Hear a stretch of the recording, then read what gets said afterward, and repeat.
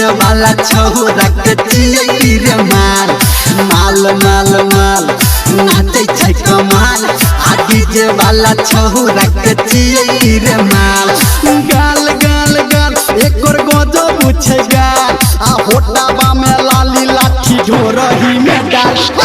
माल माल माल नाचे छै कमाल आ डीजे वाला छोरा के चिए रे माल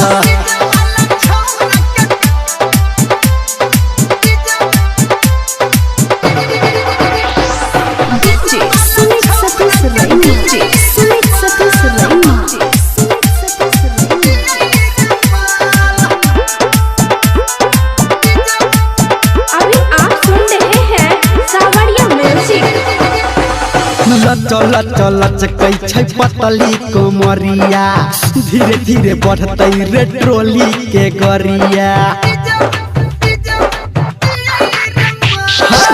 लत लत लत कै छै पतली कोमरिया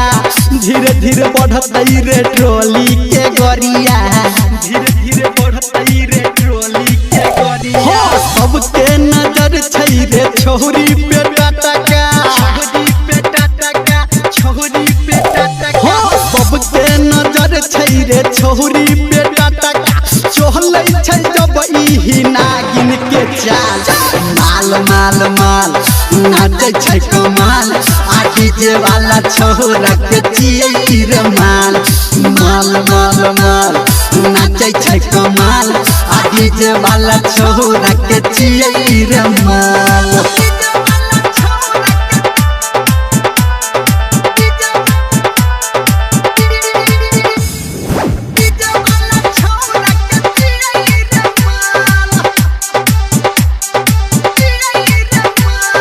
हचर हचर हिलै छै ट्रोली के पाला छोरा ऑपरेटर तक देतै भाला हचर हचर हिलै छै ट्रोली के पाला छोरा ऑपरेटर तक देतै भाला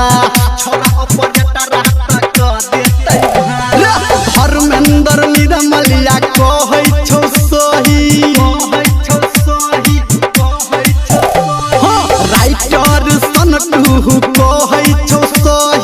डीजे संजय गौतम से मिला के ताल माल माल माल नाचे छै कमाल आ डीजे वाला छोरा के चिए रे माल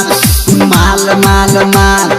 नाचे छै कमाल आ डीजे वाला छोरा के चिए रे माल गाल गाल गाल एकर गजब छै गाल आ होटवा में लाली लाठी ढोरही में डाल माल माल माल नाचे छै कमाल आ डीजे वाला छोरा के चिए रे माल केकरो दाबी नहीं चलतो।